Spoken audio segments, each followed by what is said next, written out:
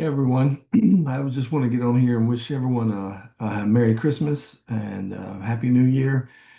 And for our friends who are not of the Christian faith, Happy Holidays, Happy Kwanzaa, Happy Hanukkah, whatever it may be. I just pray that you enjoy this time of the year as we celebrate what is important to us and as we look forward to a new year. Reflect on the past year, I had to be honest, it's really been a difficult year, and it probably has for a lot of people who like me, love our Christian faith and love our representative democracy. And to see so many things that have happened that from the administration, both in my state, so locally, statewide, and nationally, to see so many things come down that are antithetical to the teachings of Jesus has been difficult, and I know I'm not alone in feeling that way. And it's easy to give up, but we can't give up. In fact, the last couple of days I've been hearing in my spirit, and that's just a phrase we use in my particular Christian faith when you feel like that God through His Spirit is talking to you. We say, I've just been hearing in my spirit, and I've just been hearing in my spirit the words that 2026 is going to be a time to choose sides.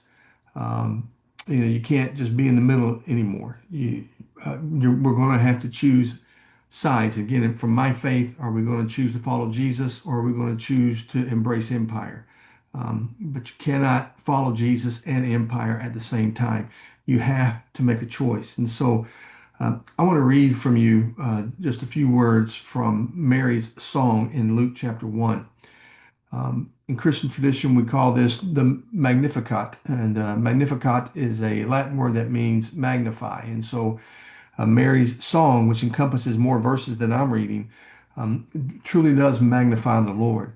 And but I think the last half of the psalm really has to say something to us who want to continue this fight for justice and for standing up what is right and following Jesus and bringing about the kingdom of God, not the empire of man. And so the entire song, or what we call song, or Mary's song, or the Magnificat, is really Luke chapter 1, verses 46 through 53. But that song can really be divided into two parts.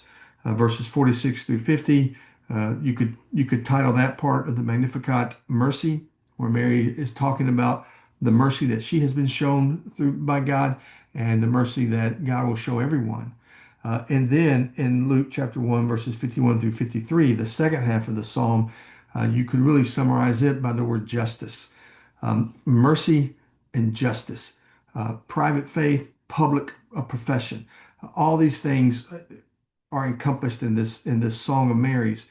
After she finds out she's pregnant and with Jesus, and she goes to visit her relative Elizabeth, who is also pregnant by with a child who will become John the Baptist. And so her song can be summarized by these two words: in God we have mercy and justice.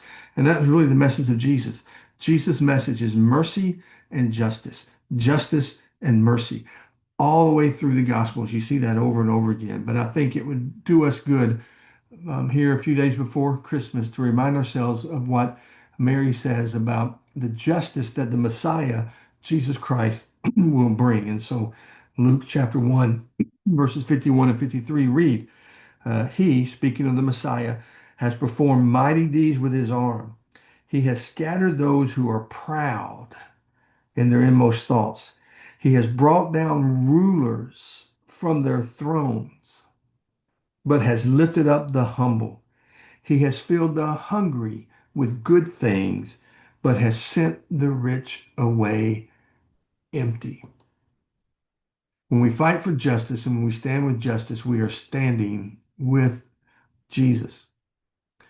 The Scottish theologian and Bible scholar William Barclay, who died in 1978, outlined that second part of Mary's prayer as revolution. He said, first in verse 51, you have moral revolution. In verse 52, you have social revolution. And then in verse 53, you have economic revolution. Jesus came to revolutionize societies and to cast out empire.